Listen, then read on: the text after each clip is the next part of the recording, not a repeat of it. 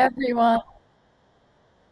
All right, everyone, welcome to our first Q&A session with our mentors. Today we have Huma with us, who has a vast amount of experience in the visual art world, and she's going to tell us a little bit more about her journey and answer some of the questions you've sent to us. So because we only have 30 minutes, if you do have questions for Huma, please pop them in the chat. We'll get through all of them as much as we can.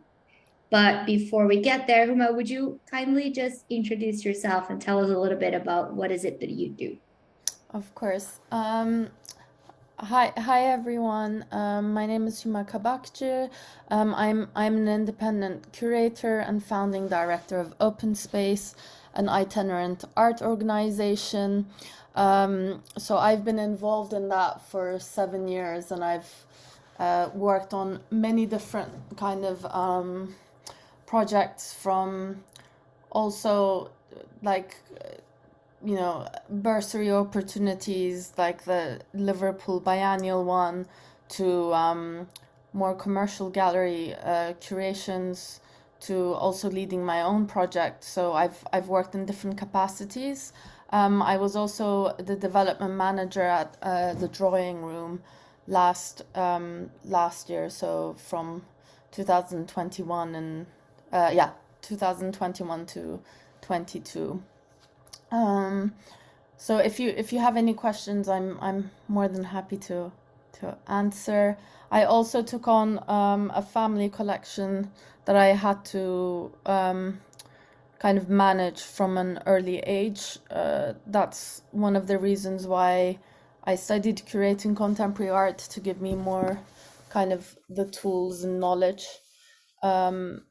And then I really understood that, like, I loved curating and working with cross-disciplinary practitioners. So it's not the first time I mentor, but it's the first time I mentor with I Like Networking, and I've been following what you've been doing, Isabel, and I've been in awe. Actually, it's amazing what kind of a platform you've launched. So it's been very exciting to be a part of it. Well, thanks, Huma. That's really kind. So, would you just tell us a little bit? Did you graduate in art history? Like, what was sort of your initial path? Did you always know you wanted to work within the visual art world? Is this something that was always in your path? Um, I mean, so it's always quite difficult because I was kind of born into I've been lucky enough to have kind of had the practice before, let's say, the academic knowledge. So I remember, like, in an early age, in like, early 90s, just sitting at my late father's gallery, and just seeing the passerby who's coming in and out, and it just felt really natural. But it took me a while to understand that that wasn't a normal normal day-to-day thing. But actually, ironically, I studied advertising and marketing for my BA.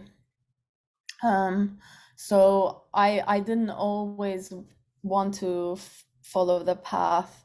It was when I went through grief and lost my father, actually, and I had more responsibilities in my hand that I had to, well, I mean, it was also, it came naturally, but I wanted to make the choice of um, studying curating, because I didn't have a sorry, I'm having notifications at the background and I don't know how to switch them off. I'll just put hopefully that will be fine. So how did I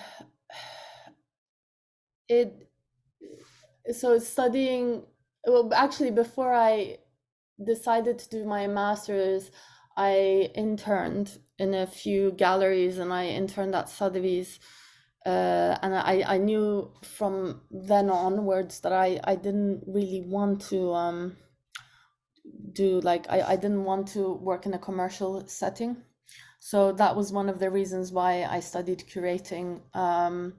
to take care of the collection, but also to gain more knowledge and to take care of artists and to support them, and to have a dialogue, and to have a platform where I can really experiment.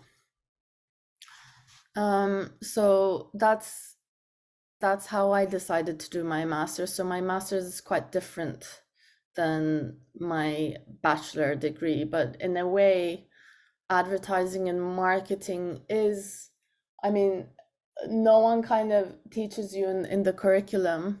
And I wish, when I look back at RCA, it is kind of embedded, because when you're working on a press release, or you're writing up a curatorial, proposal, and you're going to work on this big project without like knowing how to promote, or who to reach out to, who your networks are, or if you're working in a larger kind of institution, and there are like different shareholders involved. I think, yeah, promotion and marketing is also quite important. It's an important part of it. But yeah, the master's degree enabled me to have more of a understanding of like the different possibilities, the different kind of characteristics of curating. So the first year was very kind of theory led, and we had quite a lot of guest curators come in, and it was nice to kind of see, artist as a curator, or librarian as a curator, and like the different kind of aspects of what curating can be, not just art historical context. Thanks, Huma. Well, I'm going to get started on some questions that we had for you. Okay. So here we go. The first one is, I apologize in advance, Huma. All the questions for you are pretty big. So here we go. Number one, would you say your career has been the balance between opportunities you have created for yourself, like founding Open Space, and opportunities you have gotten through other applications and jobs? What would you say, any reflections on that? Do you feel like you need to create opportunities for yourself in this space? Any insights? I think it goes hand in hand, because if I was just steering Open Space and thinking just insular, it wouldn't have grown the way it grew. Like, for instance, it's just like, and I'm still learning now, right? Like, I think all of us, like for me, I go through phases of like questioning myself, like, is it the right time for me, like in my career? What can I do more? And like, am I content with everything that, how can I expand my skill set, and what else can I do, and so on. So I have all of those existential questions all the time. But looking back, like, I remember I applied for a stewardship program back in 2013 as a part of the Venice Biennial, and it just came out like at our university email, and it was from British Council. So with that, like, I was involved in Jeremy Deller's kind of British pavilion. I got to know other stewards and people back then, and I remember one of the stewards who was there now. She's a quite like high up editor at the arts newspaper, so I've kept in touch with her, for instance. Or back in 2018, I applied for a bursary through ICF, International Curators Forum. And through that, I managed to have a good kind of relationship with then the development manager, like head of development, Julie Lomax, who's now the CEO of AN, and she was on the board of Open Space. So it's, you know, it was really interesting to make those connections back then. When I was at the Liverpool Biennial, I just felt like I was just interning, or I was a part of the project management like team, but you know, I didn't have so much say, and I felt quite like minuscule in a way, working on like performances. But then I got to know more about like Kevin Beezy's practice, for instance. Like I remember I really enjoyed working on that performance. So I think every little thing I've applied to really still had a thread or a common like focus and objective with open space, because open space is at the end, like I've always seen it as an itinerant art platform that is quite experimental. It has like a theme every year. It invites not only, I mean, it is actually, now when I think about it, predominantly female and non-binary artists that I've collaborated with. But it's not something that I've ever emphasized. But it's natural to me, like, because once you know your values, your interests, what you're passionate about, and write them down, I think what you look for, what like you kind of manifest that as well. And then like, but I would say it's not always easy. So like I always use either LinkedIn, AN, artjobs.org, or like other kind of platforms to always search for opportunities and things, and how I can add on to my skills. Like, for instance, I'm really passionate about taking photography. Like during the lockdown, I've been taking lots of, you know, photos, and I might not ever use it professionally, but I did a short course around it. But now, like, you know, in case if I can't find a professional photographer, at least I know a bit of knowledge on, like, if I'm installing a show, I can take some still shots, or I can, you know, so it's whatever skill set you add on, it can always be handy. I love that. Thanks, Huma. We have some questions for you. Okay. One question was about having worked in different countries, what do you think are the particularities of the British cultural sector?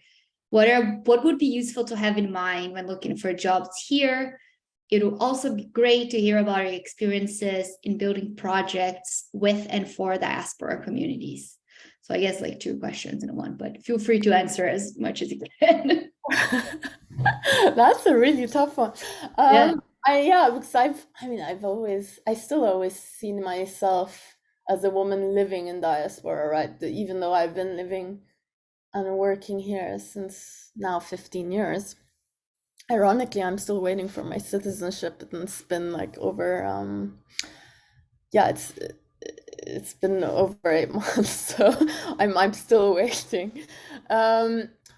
And I can understand the kind of uneasiness and the sometimes like the bureaucracy, or the way that, you know, certain institutions also in the UK kind of, there's always procedures.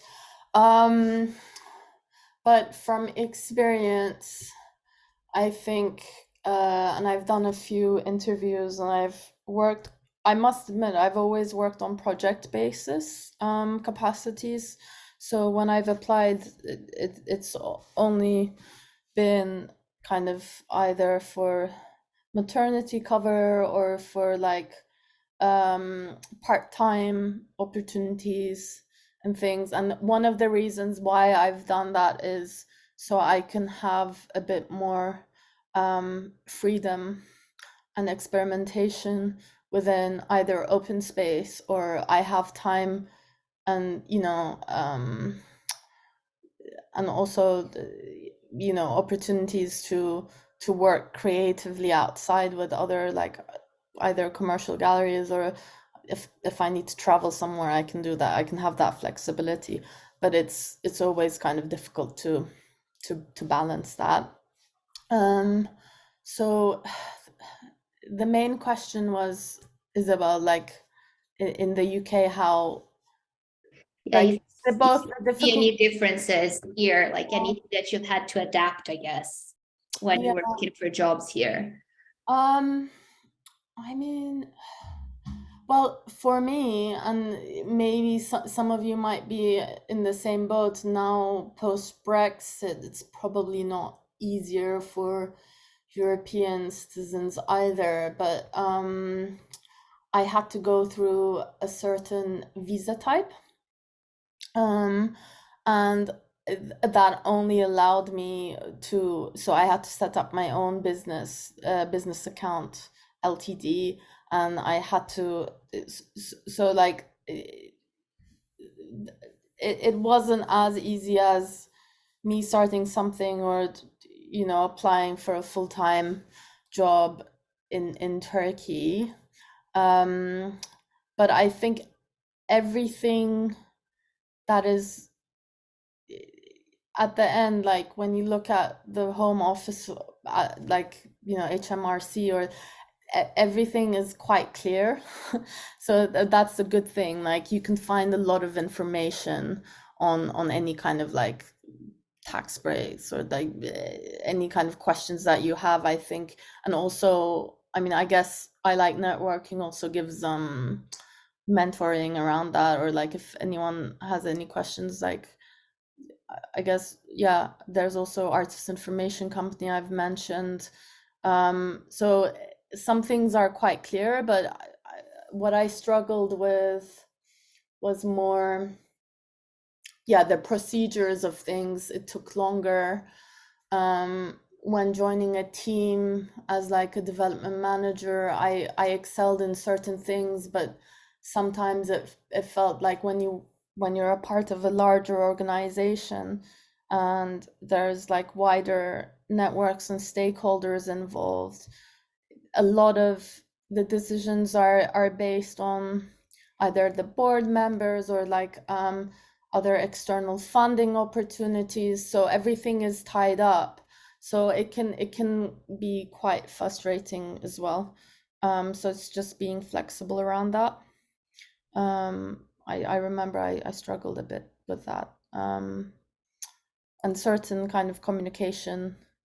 I must admit I thrive on working with very kind of like international backgrounds and people who have like different kind of cultural understandings. But yeah, like UK, I mean London especially kind of allows for that, I think.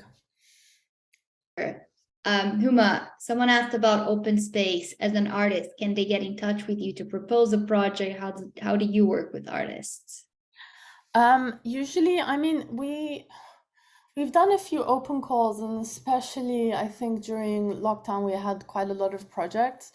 Um, for 7 years now, I've been steering it, and right now it's only me.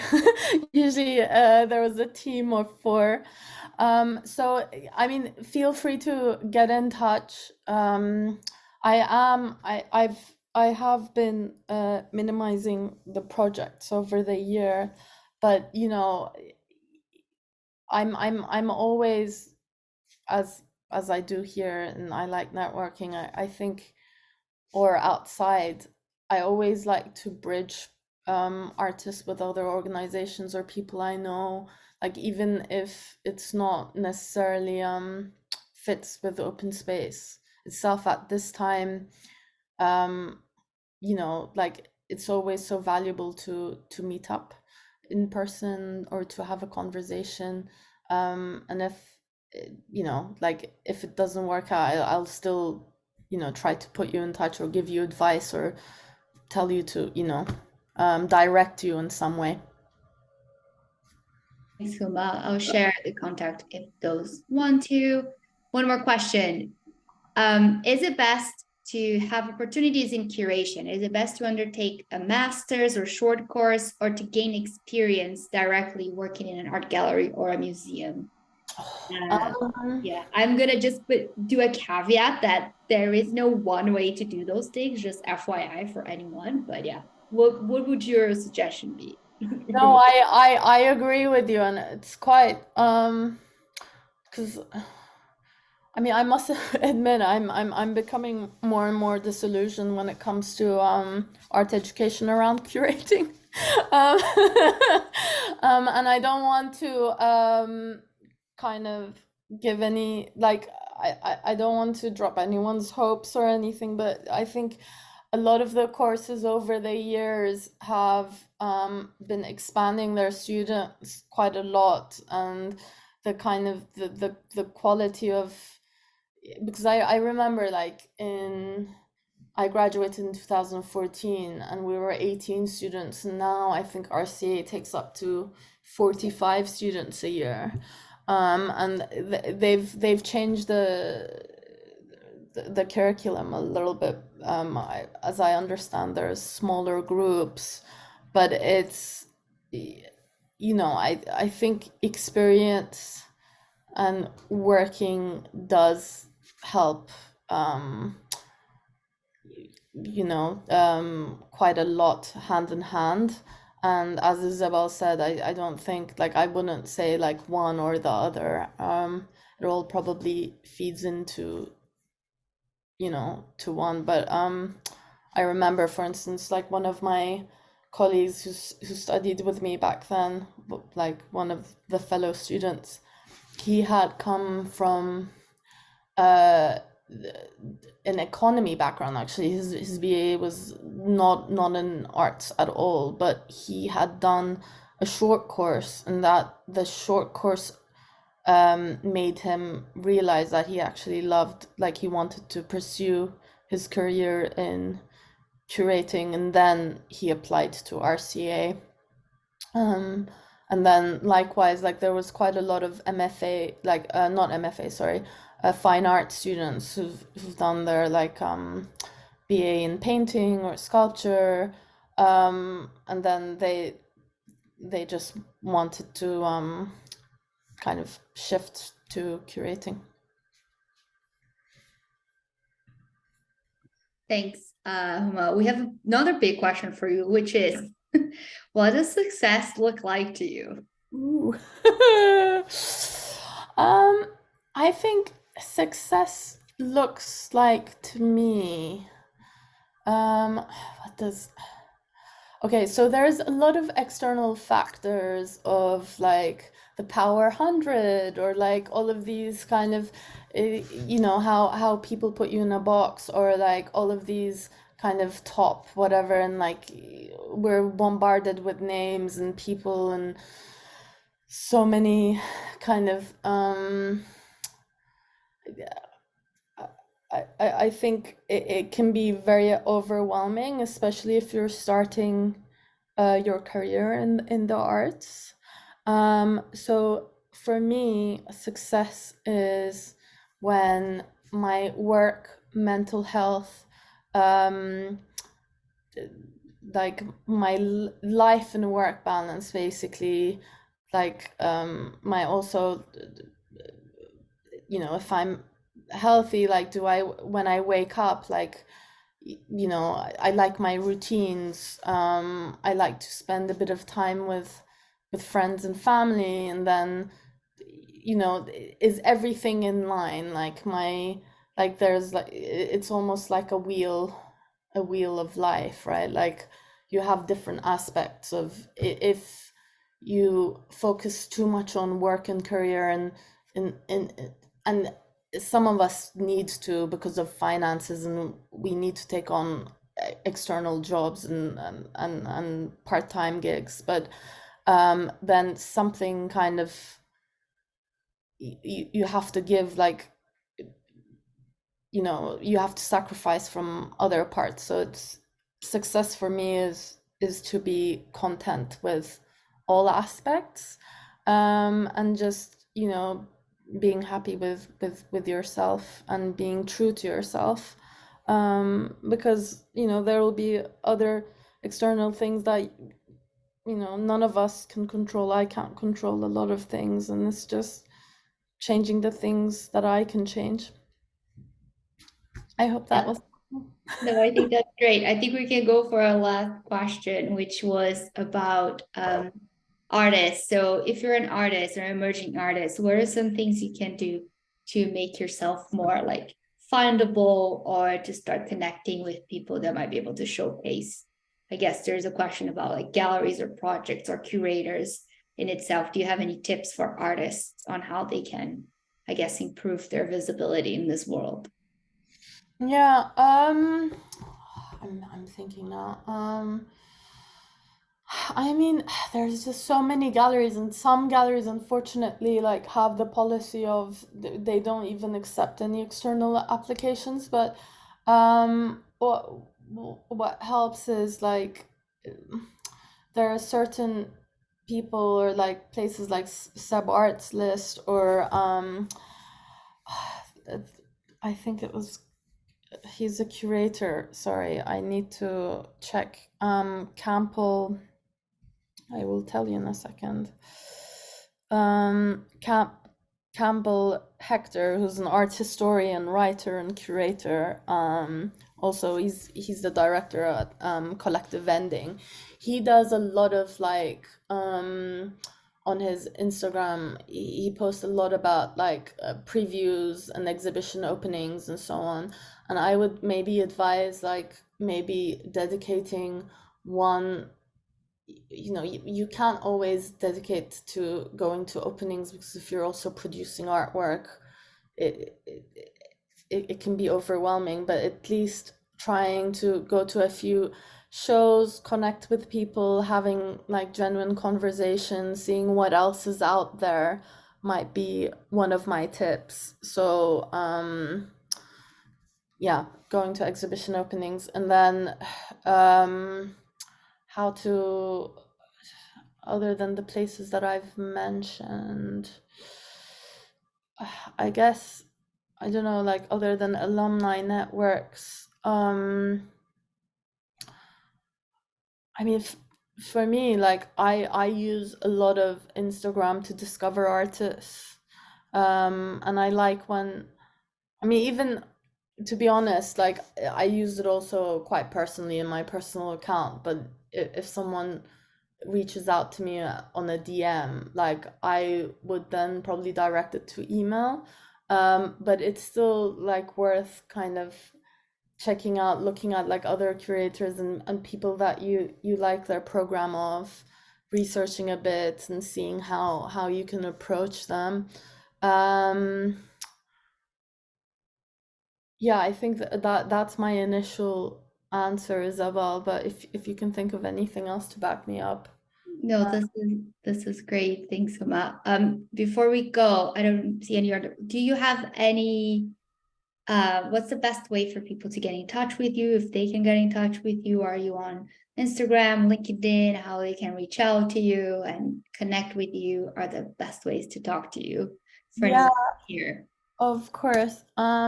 So you can always write on info@openspacecontemporary.com. On Instagram, I am Huma Kabakcı.